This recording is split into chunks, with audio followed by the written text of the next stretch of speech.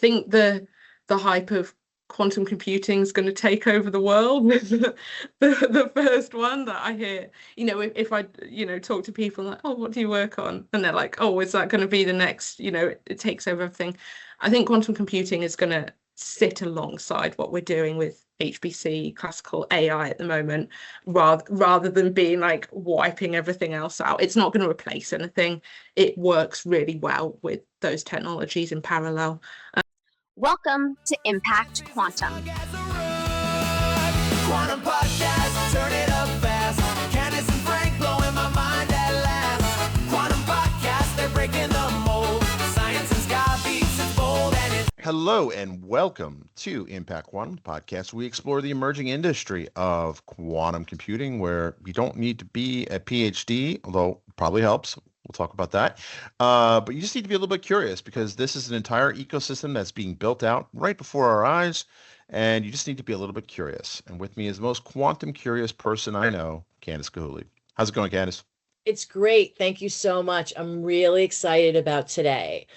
We're going to be speaking to Charlotte Ovenden, who is the delivery lead at AGIC. And in the green room, we already started talking about what she does, and we had to stop ourselves to get back to the show. So, Charlotte, thank you so much for joining us today. Oh, thank you so much. It's great to be here. I'm very excited to talk to you. Awesome. So we were talking in the green room, so that's why I said the bit about the PhD. So according to your LinkedIn, you have a master's in chemistry, and then you got your PhD in electrical engineering. Yes. That alone is so for fun fact for those listening, and for you, Charlotte, who may not know, I started my college career with designs on being a chemical engineer. So chemistry is, I wouldn't say close to my heart, but in the same neighborhood as my heart. Yeah.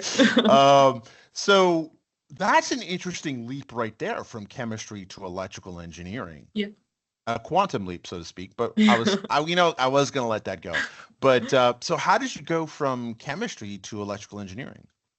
Yeah, I think I firstly absolutely loved doing my chemistry masters. I think what I really learned there was curiosity, which fits well with this podcast. But I was looking all at graphene and computational chemistry, actually. And graphene is this very interesting 2D material that was discovered in Manchester in the UK, actually, which I'm based in Sheffield, so just across the Peak District. But really, in that master's studying graphene, it was kind of similar to semiconductor materials and physics, and I was always kind of interested in that intersection between chemistry, physics, and engineering, really. And so when I thought, actually, I'd love to continue to do a PhD, I love learning. It's just the most fantastic thing to me. Then I thought, what do I want to do? And a PhD came up that was all about these things called quantum dots in the electrical and electronic engineering department. And this was actually perfect, because it was kind of an intersection of materials science, chemistry, physics, and engineering. And so, although my PhD was hosted in that department, actually it was funded by the physics department as well. So it was kind of perfect, because it was really interdisciplinary. And so, although it was a jump, and I loved my colleagues would do stuff that was a bit more engineering in nature, and so I could learn those off them, it was really this kind of interdisciplinary play that really I wanted to be part of. And so I could bring the chemistry in, learn some physics, learn some engineering, and that was perfect.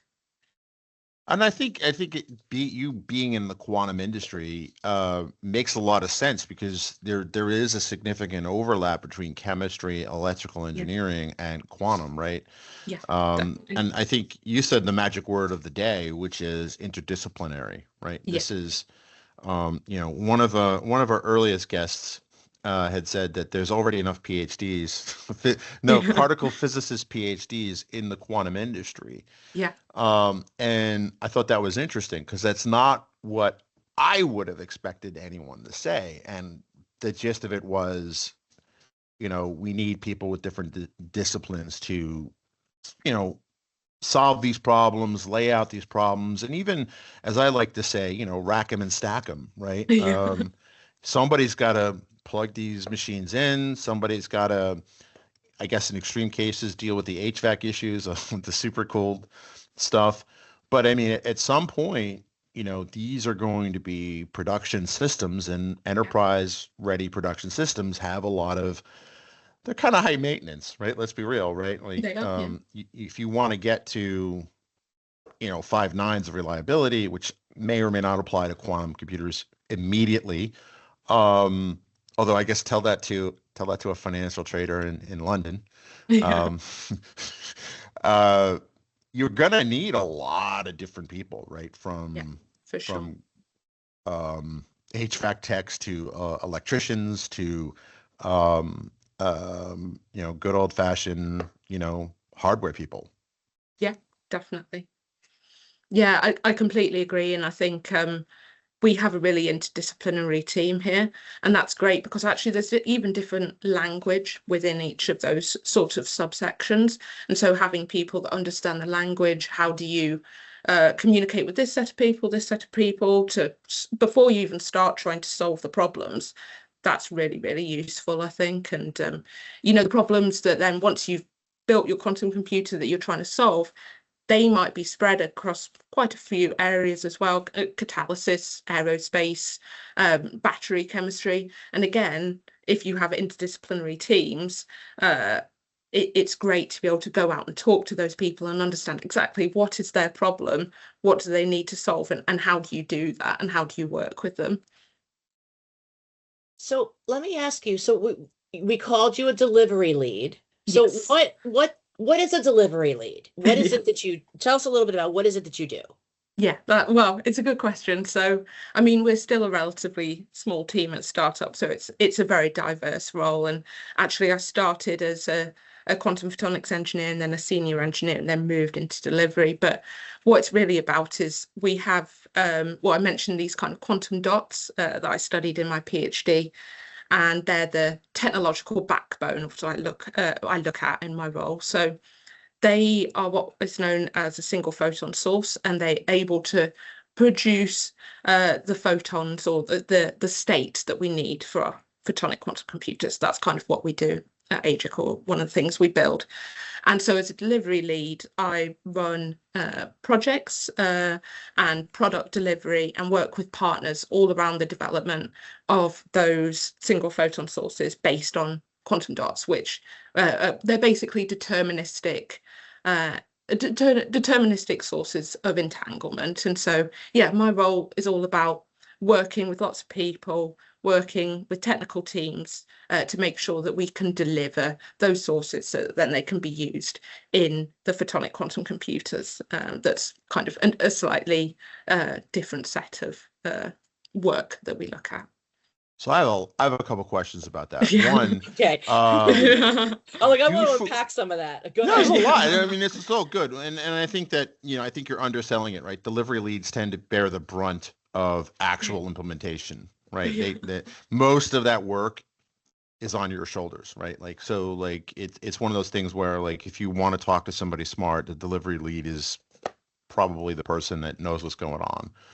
That's kind of what I've seen. And I'm not just saying that to compliment you, but but I mean, it's true. Like, I've met a lot of I see a lot of parallels between operationalizing AI and what we're starting to see with operationalizing quantum, right? There's a lot of parallels, right? Because these are, you're bringing really niche, abstract mathematical concepts to regular software engineers, regular people that are not necessarily in that discipline, right? It is inherently, as you said, multidisciplinary. So what the heck is a quantum dot again? Because you said it was no, but you said something that really like made me like stop and think, and it was like they're deterministic. Yes. It's not a term you hear a lot in quantum. Deterministic entanglement, I think you said, right? Yeah. Like, what is that? Yeah, and then not only what is that, but because this is not a non-deterministic field generally.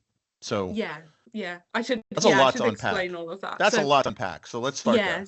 Yeah. So I'll kind of define the language a little bit. So, the quantum dots, I'll explain what they are. I'll go through. So a quantum dot kind of physically what that is around, give or take, 10,000 atoms. In our case, they're in semiconductors. So 10,000 atoms of a semiconductor embedded in another semiconductor. And the reason that we do this is because they have different band gaps, those two material types. And that means that we can electronically confine charges. Basically, within the quantum dot, you get some sort of confinement. And that means that basically, if you hit it with a laser, one of the electrons in one of those atoms will be excited. After some time, it will decay, and then a photon will be produced. This is kind of the deterministic aspect of it. So whenever you hit that quantum dot with a laser, a photon is produced deterministically. So, and that happens every time. And the energy of the photon, it's the same in each case because it's based on this band gap. So conduction to valence band in the quantum dot. This is kind of like an atom. So it's an artificial atom, you can think of it as. So basically you're deterministically on demand getting photon out, and each photon is the same energy as the next one. And then okay. That makes sense, as opposed to normally, like, who knows what you get. So as we're recording this, the entire, maybe not the entire US, but like a third of the US is under this massive snowstorm thing. I don't know if it's made international news, but the forecast we're getting in Baltimore, DC is, well, up until today, it was, well, it could be 2 inches or it could be 2 feet. Right? So, I mean, weather forecasting is kind of a good example of non-determinism, right? Yeah, for sure. You're not right all the time. Yeah. Yeah. I mean, the only thing that we, in this example, I think is kind of, you could say that there's both, right? It's going to snow. Yeah. But as I told my kid today, who was very excited about the possibility of being out of school for more than one day, you know, I'm like, look, it's going to snow. The question is this going to be the type of snowstorm you'll tell your kids about? Or is this going to be just another snow day? Yeah. I don't know. Yeah. Right. Yeah, exactly. So we know that a photon will be produced each time. So the on-demand entanglement bit, that's I'll kind of go towards that. But yeah, so that's my kind of building block, is my quantum dot producing these photons that are all the same to each other, so indistinguishable. And the beauty of indistinguishable photons is you can entangle them. And of course, well, entanglement is very useful for quantum computing. It allows us to do lots of very interesting things. And because we have this determinism, it means that we have on-demand, essentially, entanglement. And we can build up many of these photons that we produce from a quantum dot or many quantum dots to produce the kind of input state for the photonic quantum computer. So I should say, because we're in photonics, we're basically in the all-optical domain. So everything is done with photons. There are qubits, basically. There are building blocks. So the quantum dot, in a sense, is the engine behind the quantum computer. So hopefully that answers the. that does kind of. I mean, many more questions, but. Can you share anything a bit about the most exciting project you're working on right now with quantum photonics? Yeah, definitely. Yeah. So we've moved into the telecom C-band. So this is basically the wavelength the quantum dots emit at, or what the energy of the photons is. And previously we spun out the University of Sheffield in the UK, and they had over 20 years of experience of developing these quantum dots at another wavelength, so at around 900 nanometers. And so we want to do this at 1550, the telecom C-band. This is important for a number of kind of technical reasons, but actually there's a few sort of changes you need to make to your system. You need a new material. You need to operate in slightly different ways. And so I've been working on projects developing that, and that's going really well, actually, getting some really nice results, really interesting out of that, and that's kind of being applied to across a few projects. And then what we've done recently as well, although from the theory team side, is released our architecture. So we've called this QGate, and this is all about this on-demand entanglement, using this determinism from these quantum dots to have a really scalable architecture of your photonic quantum computer. That means that you have fewer component requirements, and some of those engineering challenges associated with probabilistic sources you can kind of reduce a bit. So it's really exciting to take this quantum dot technology that I kind of studied in my PhD and see, okay, we can build a photonic quantum computer using these deterministic properties that are very exciting, basically. So yeah, that's been really great to work on. Is there any particular problem domain that your solution excels at? I know you mentioned battery storage and chemistry. Given your background in chemistry and electrical engineering, that does seem like a natural fit for your skills. But is that something that your company focuses on? Yeah, so I think, well, with our computer and kind of with quantum computers in general, what they do very well, what we'd like to do and are aiming to do and working with people to do is describe the physical world, which is quantum in nature. When you take that kind of quantum chemistry, like you said, catalysis, battery chemistry, molecular interactions, quantum natively describes that very well because those systems are quantum in nature. So I think our technology lends itself very well to describing those sorts of problems that often actually, well, I remember myself from my master's, I did computational chemistry. So of course, it's very different to being in industry, but I do remember the frustrations of, oh, I've got this idea, but it will take so long to simulate it that, you know, I can't do it, and being like, okay, let's scale down the problem. And you know, I'm sure in industry, you'll take something that might take a very long time to develop in the lab. But actually, if you could simulate it, it cuts your lab time quite significantly. And so, yeah, I think that's what our technology, what we're looking at, what we're interested in, is those quantum by nature problems that the quantum computer is kind of ideal for. Interesting. Okay. What trends in quantum communications and photonics are you the most optimistic about right now? Yeah, so well, I think photonics in general is a great modality to work in. It's all optical already when we really talk about computing. So kind of, well, in terms of trends, I think, well, we'll see what happens in terms of the modalities of quantum computing, but photonics kind of underpins all of those sorts of quantum computing modalities. It's important, and so I'll be excited to see how everything progresses. Photonics is kind of going to, I think, be an important part of all of it, all of that. That's very interesting. And then in terms of communications, I think networking, loads of, you know, great steps are being made there. We're seeing, you know, continuous improvement in what people can do, and to me, it's going to be very exciting when we do get to a stage where you have kind of networks, quantum nodes, all of those things, and it all starts to come together. And I think that will really sit in parallel and be very useful as well. It will sit with HPC and AI and all of these things, and they'll all work well together. And so I'm looking forward to quantum developing all of those things coming together and seeing where we get to. Do photonic systems in general, I've heard, generally don't require being super cooled? Is that Yes. true? Okay.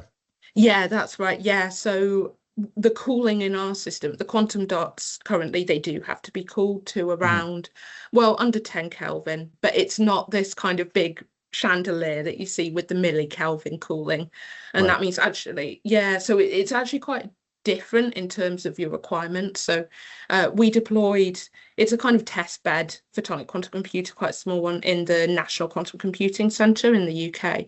And it's actually just a 19-inch rack system. And the cooling is just integrated into the rack, basically. Wow. Yeah, so it's just, yeah, it just looks like what you would see in a data center, basically. And so you just press a button and that cools the system to, 10 Kelvin or a bit under. And that's, quite quickly, and it has really high uptime. And actually, then it's a pretty stable system, actually. It works well over a long time period. And that does make, your life a bit easier. I've not worked with the chandelier systems or millikelvin cooling, but my understanding is it's a bit more finicky and a bit more difficult and has a bit more overhead. So yeah. I'm not an HVAC tech by any stretch of the or cryogenic tech, but so 10 Kelvin would be about negative 260-ish, 263 C, which seems like would be oddly enough an order of magnitude easier to maintain that than like a millikelvin, right? Yeah, it seems, for sure. And in fact, if it fit, like, people will laugh at me, but like, like the fact that it would fit in a regular server rack with reasonable accommodation, if any, is a huge deal, right? Just in terms of just basic boring infrastructure and logistics. People forget how important that is until it breaks down. Then for sure. Yeah, I mean, this is something we're really, really interested in as well, is deployability. So if someone already has a data center or whatever, can you just deploy into that really easily and making the customer experience as simple as possible? Because in the end, when we go down the line, these quantum computers, I imagine, they're not going to be run by people who have decades of experience in optics or in cryogenics.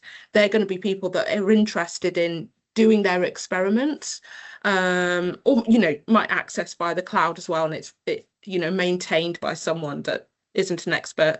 But in the end, you want to get to answering the interesting questions. You don't want to spend all your time maintaining your quantum computer. So yeah, that's something we're really interested in, is that deployability, being robust, being easy to use, and having the benefit of the determinism from the quantum dot that doesn't need to be cooled so low. It's kind of a, an added benefit. Yeah, that's interesting. You also mentioned C-band. Now, I remember reading about C-band when I was bored one day, reading about satellite, how DirecTV works, and like so that is a satellite band communications, right? That's correct. C-band? Yeah. Okay. Yeah, so we do operate in fiber, so it's also a low loss wavelength in fiber. So one thing you do want to do is, once you produce these in photons and have this on-demand entanglement, you don't want them to go anywhere. You want to keep them, basically, and that's what we describe as loss, and any loss will introduce some error, and again, you don't want error. So the telecom C-band, one of the advantages is in fiber, and in other materials, like silicon photonics, you lose fewer photons if you operate at this wavelength range. So it's an advantage. And that's why we were interested in developing this quantum dot technology in that wavelength. And you can also, all of that silicon photonics manufacturing capability that, of course, has been developed over a long time period, you can then kind of adapt that to what you need to do and take advantage of all those very smart people that have developed many things over many years. Well, so all the infrastructure for C-band frequency is already in orbit. It's already like the shape of the dishes are optimized for those frequencies. It seems like the right choice for a number of reasons.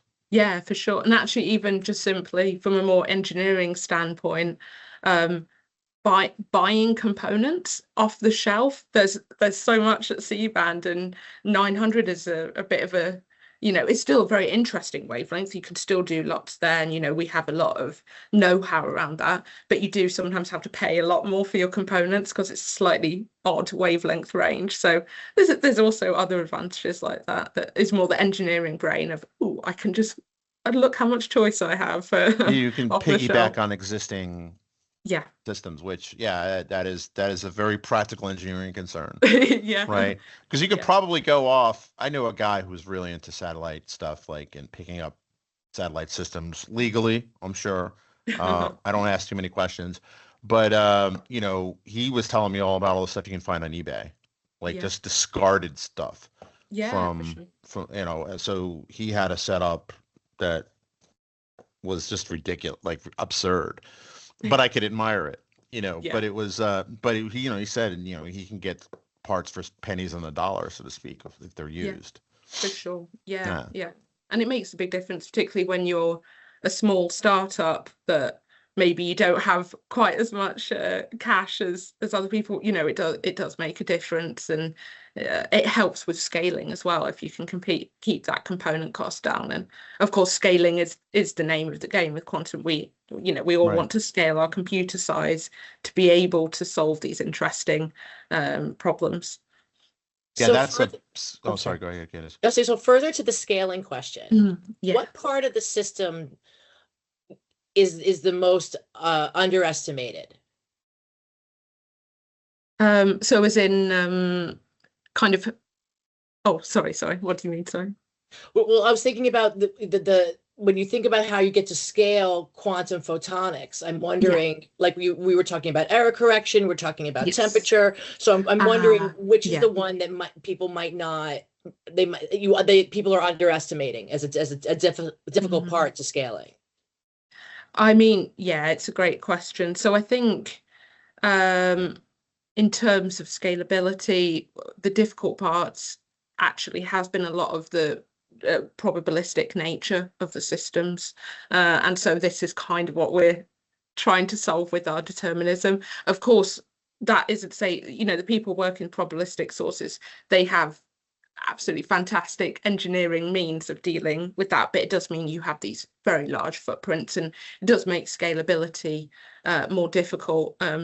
That's a big part. I would say as well, so to kind of look at that, determinism definitely helps, but also things that aren't quite connected to the technology, you need enough skilled people, or people interested in doing these things. You need support, financial support, and we need kind of people to get together and make sure that you can have support for these technologies. There's the skilled people within companies able to work on them, to develop, because there's lots of still kind of interesting engineering problems to solve, and you need the people to do that to be able to scale. Interesting. I forgot my question. Go ahead, Candace. Okay, no problem. So it's difficult. I mean, everything that you're working on. So, and this is like long-term projects. So how do you keep long-term scientific rigor intact while Yeah. still pushing for these real-world milestones?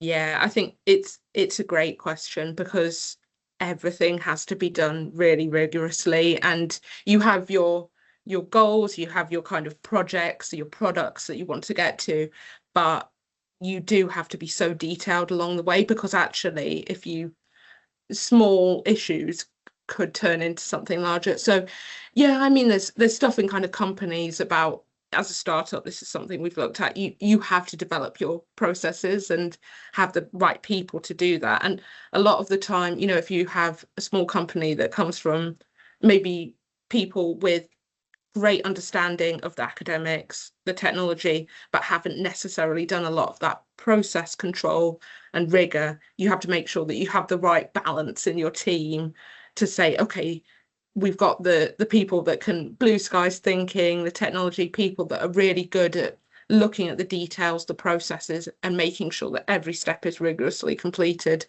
and just a balance of those things. And I think, having a team where each person cares and is diligent and looks at the details of those things while keeping in mind bigger picture is important. So I think it comes down to the balance of your team. I think we're very lucky. We've got a fantastic team that I love to work with, that kind of, we're all really excited by what we do and really care that it's done very, very well. There's, I think, a wider question about stuff like standardization.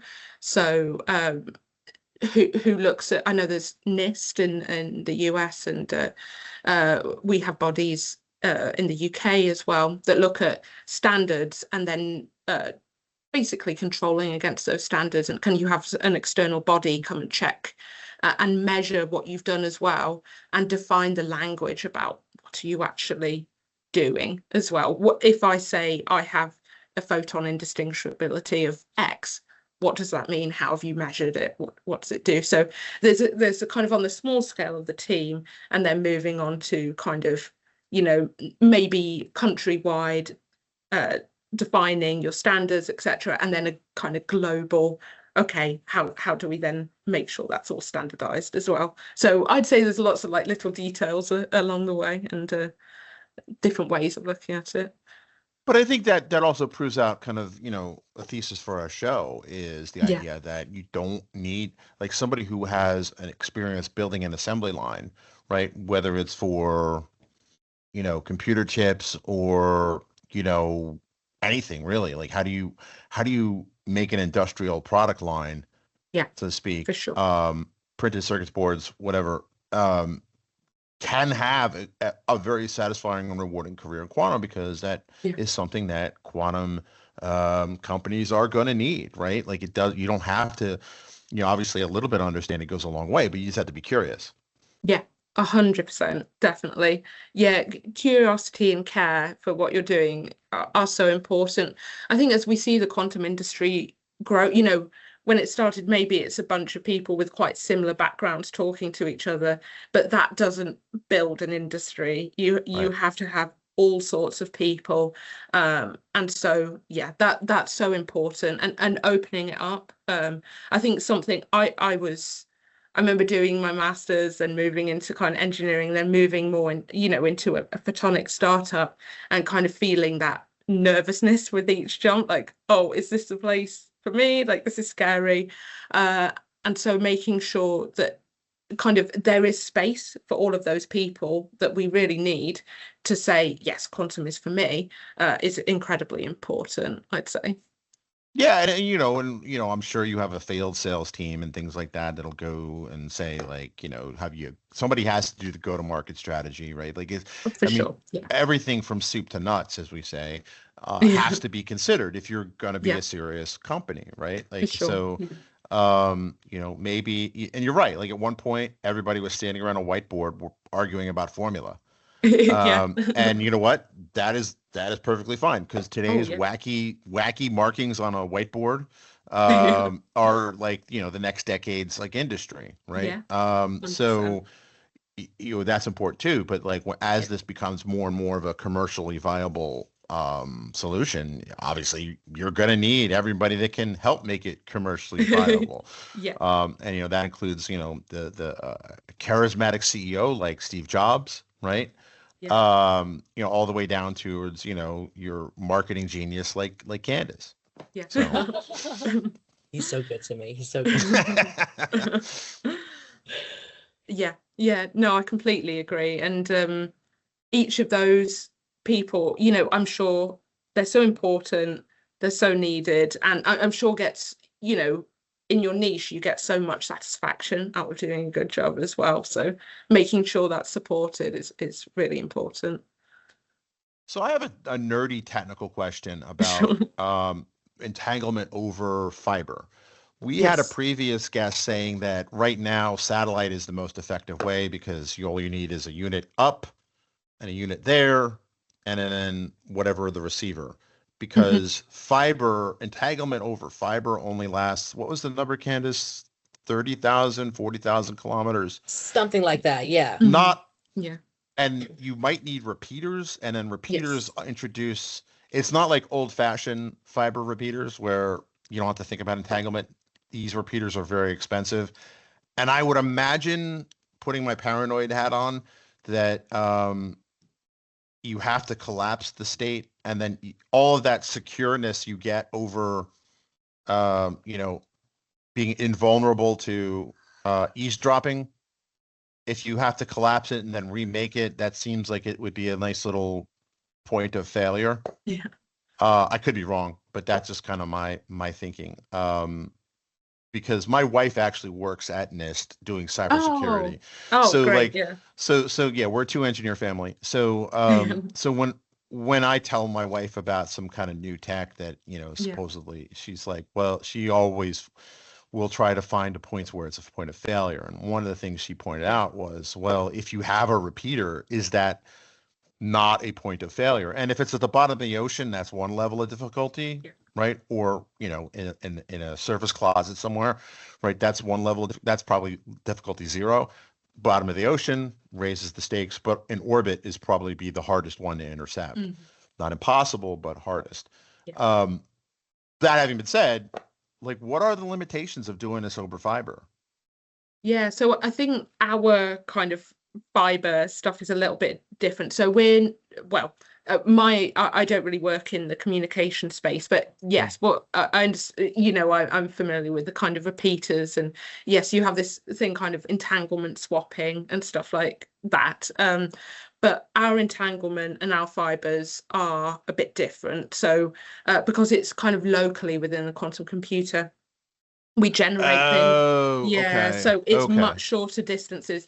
So we're generating the entanglement. So we have these quantum dots that can produce these things known as cluster states, which are kind of entangled photon states, basically many photons. And then you have a silicon or whatever material you want to use based interferometer or kind of chip, photonic integrated circuit of sorts, that you can do stuff known as fusion operations between qubits. So kind of glue those states together, basically, and then you produce this big fused state that's your resource state into your photonic for your photonic quantum computing.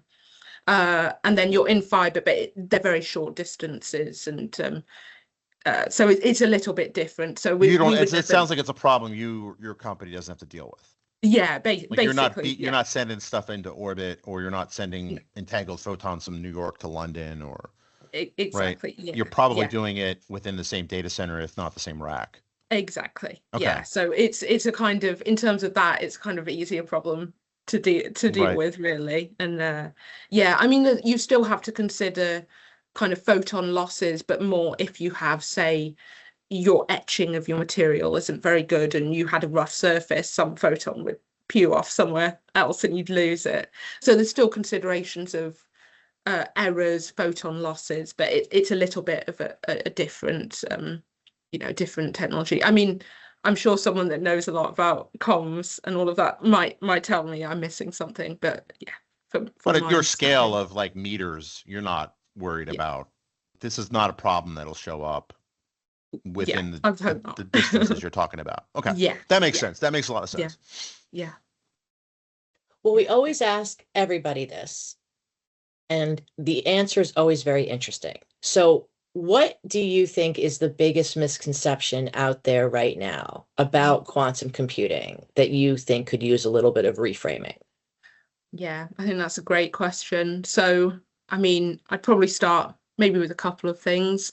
I think the hype of quantum computing is going to take over the world with the first one that I hear. If I talk to people like, oh, what do you work on? And they're like, oh, is that going to be the next, it takes over everything.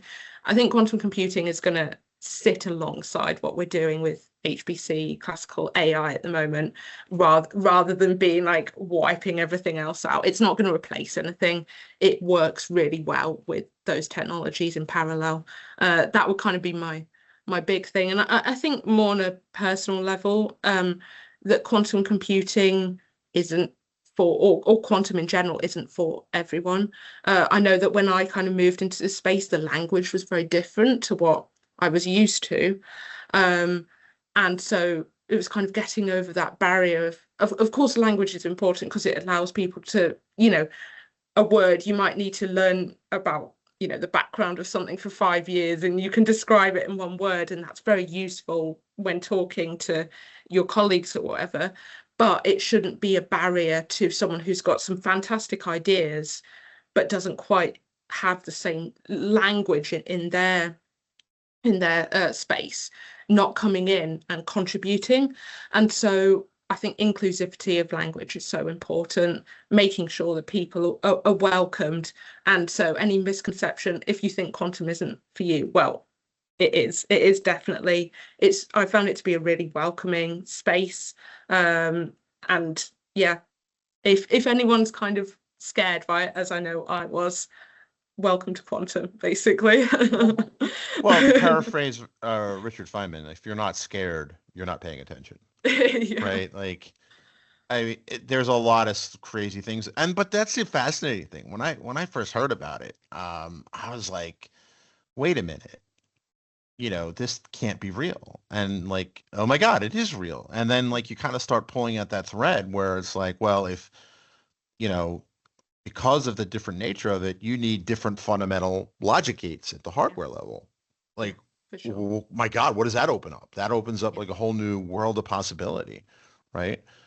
And Yeah. that was me, like an old school, like computer science grad, where like, it was like, there was I don't know, however many gates there were and variations of them, less than 2 dozen for sure.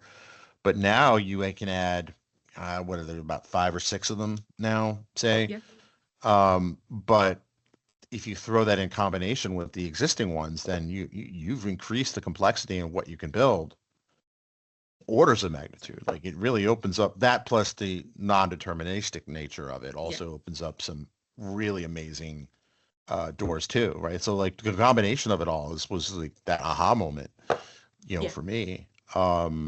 Yeah, it's and I think you're right. We do need inclusive, in the spirit of inclusive language. You've said HPC a number of times. Oh, I did, yeah. No, that's fine.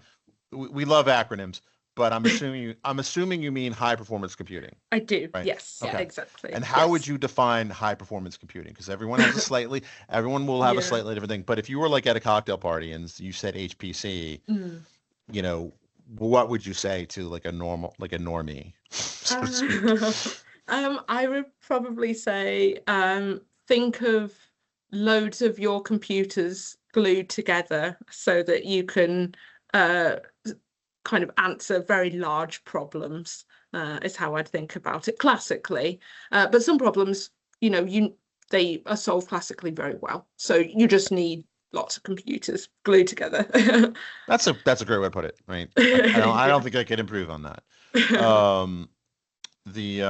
No, I think it's interesting to kind of see, high performance computing was generally just an academic thing for the longest time. Then certain industries, I think pharma was probably the one that pops to mind, really kind of latched onto it. Now you're seeing more and more, whether it's engineering. Once upon a time, when I worked at Microsoft, I never worked on it, but like I knew people that worked on for one of the big auto manufacturers out of Detroit. They had an HPC to simulate, all sorts of things. Yeah. And Oh, NDA would probably prevent me from saying anything other than Yeah, all sorts of things. But a lot of things that you wouldn't necessarily think about, like, oh yeah, And obviously, there's the canonical example of route optimization, which although quantum does a much better job at. Yeah, Yeah. but I mean, some things HPC, we've got some fantastic results out of for sure. Right. Yeah. So this is why I think it's important to not say quantum's going to come in and take everything over for sure. Although I can easily see, like, you're going to have, I wonder if in not the distant future, but the reasonably soon future, quantum will just be considered another type of HPC. Yeah, for sure. And Because I the think, budgets are about the same. yeah, definitely. Yeah. And I think the kind of differences that you make might not be shouted about. There'll be, you have your electric vehicle, it charges in 2 minutes. Right. Why is that? Because the battery was simulated on a quantum computer. That's been solved. No one's, that's not in the news. Quantum computer makes a fantastic battery. What's in the news is, whichever company has, a fantastic battery. So to me, it's, yes, another form of HPC that allows us those developments that we've been making, maybe a step change in what we're able to do, but those will be the kind of taglines in the news rather than the concept. It will get to the point, at least, that it's just HPC and people maybe, there's not quantum this and quantum that, it's battery this, pharmaceutical that. Or just, conventional things get better. Like one example I like to give is Star Trek, right? If you ever watch Star Trek, how often do they have trouble with their communicators? Yeah, very rarely, right? They're like 300 kilometers under a rock and they can still talk to the ship. Like, I can't go to the petrol station without hitting at least 2 dead spots. For right? sure, Like, yeah. and I'm on the surface of the planet, right? Like, you Yeah. know, and it's just kind of funny, right? So Yeah. entanglement could, you know, could address that, I would say. Yeah. Yeah, definitely those little niggles that, Right. will solve, and someone will be like, oh, I'm really happy that that doesn't impact me. Or, things that, drug development already over the decades has been incredible. If we could have a step change in, solving and being able to cure more diseases, that sort of thing, that would be fantastic. And that would be the kind of headlines I would want to see as well, cancer is cured, or to I don't know if I No, don't but know I mean, that's a anything good about point, that at right? all, really, but Yeah. I mean, at the end of the it, day, even cancer is some biological malfunction of a yeah, chemical process, which, because it's a chemical process, it's inherent. There is a quantum aspect to it. yeah, yeah. Like, so I it's won't not. no, I'm sorry, for go ahead. sure. Yeah. Oh no, so yeah, I won't pretend to know anything about biology, but Right, right, right. yeah, So but yes, it's you'll enjoy this. This is an anecdote from the other day. So I had my 10-year-old and my 16-year-old in the car, and apparently we went through one of those dead spots, and his internet like clipped out, so he couldn't play his game, glitched out or something oh like that, no, and yeah, he was upset that yeah, happened. Why can't they make cell phones faster or more reliable? yeah, And then my teenager turned to his younger brother and said, "Hey, well, when I was your age, we had to pay extra to get like more than a certain amount of bandwidth. So, yeah, I couldn't always use the device yeah, in the car." And yeah. I said, "Well, when I was when I was, when I was your age, slightly older, I had to give a presentation about what would be possible, like getting higher, really high bandwidth speeds through what Yeah. was mystically referred to as 3G in Mm, 1999. And I remember I yeah. had a bunch of people at a research group that I was giving a presentation for told me that was never going to happen. Yeah. And, there were too many barriers. And that was 1999, Yeah. right? And here we are now with 5G, and, somebody is working on 6G, right? So Exactly. Yeah. I'm always very mindful when I say something's impossible, Mm-hmm. For sure. Mm-hmm. Yeah. But you're And right, like, and then they'll be telling their kids or possibly their youngest sibling, like, I remember whenever we drove past this spot, we'd lose internet. yeah, for sure. Yeah. And I then there'll be remember like a the hologram sitting next to one of the kids, like playing the yeah. game with them, and Right, then that. right, right, right, right. Yeah. Yeah, for sure. It's and the next generation, what they'll just take for granted. It kind of blows my mind. It's really fantastic. And it feels like we're developing so much at the moment. Like technology is moving so fast. It's very exciting. Yeah, it used to be like one generation to the next. Now it's even within the same generation, right? Yeah. Like, so when I was a kid, Yeah. I would complain that my grandmother had a rotary phone and didn't have a Yeah. color TV. Yeah. In her generation, radio was the top of the line. And we have For older sure. members of the family that remembered there was no electricity. Like, Yeah. so it kind of became like this running joke of, and then now with my kids, it's kind of like, well, I remember before you could, I still remember the first time it was on, I think it was on a Zune or something like that. Like, I was able to download a song in my car, like, and Yeah. play it like real time in Yeah. the stream, not like, I don't know how old you are, but I remember like having to get like the big binder of CDs for a long car trip, Oh, right? for sure. Yeah. My And car then still has CDs actually. that's So funny. That's funny.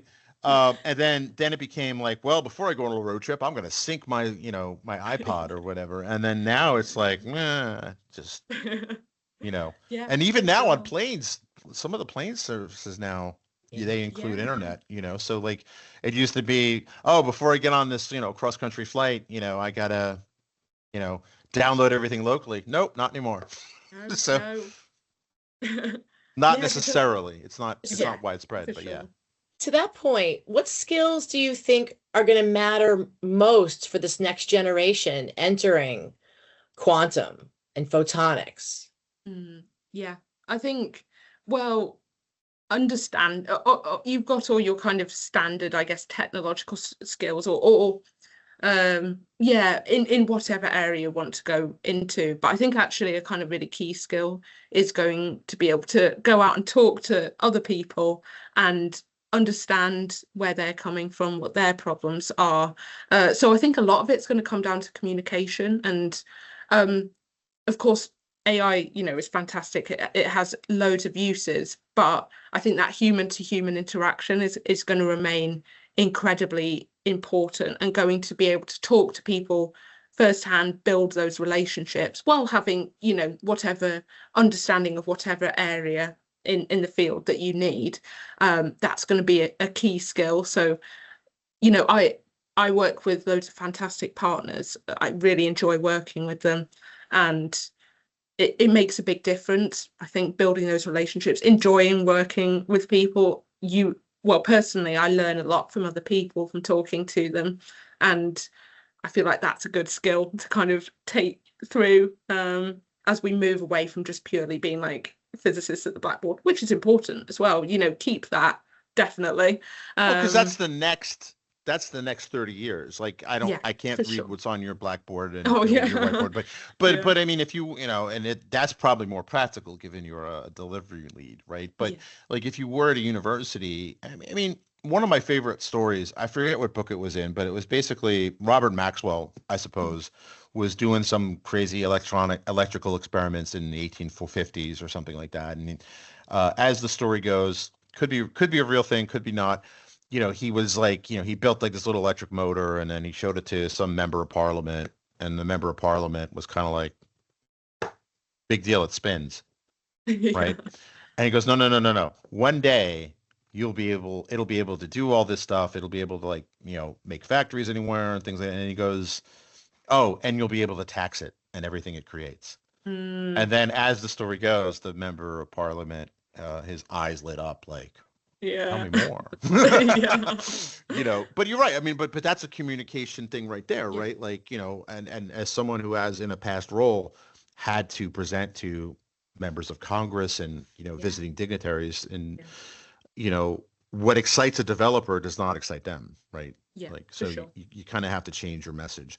And that's also important too, like for anyone that's listening to this for career development.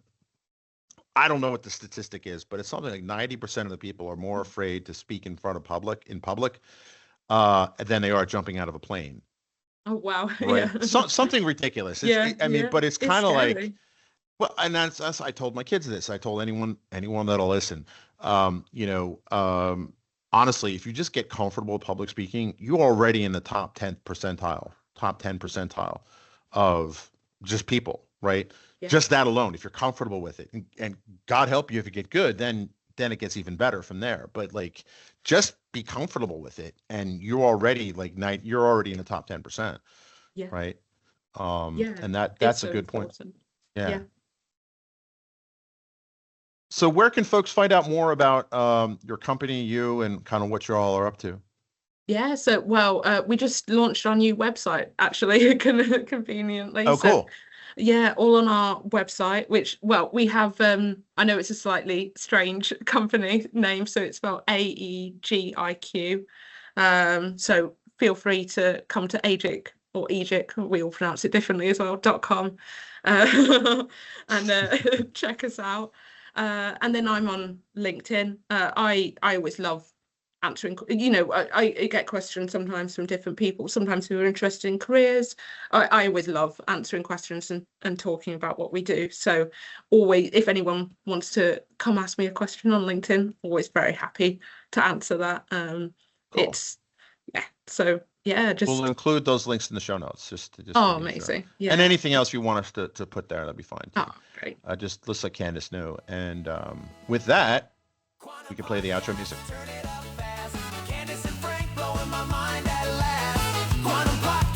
Breaking the mold.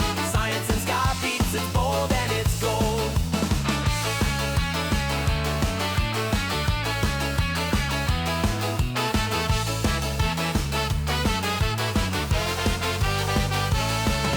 The multiverse is skanking in time. Black holes are wailing in a horn line so fine. From Planck scales to planets, they're connecting the dots.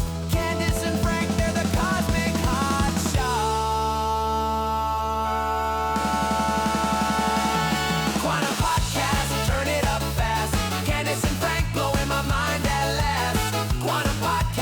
breaking the mold.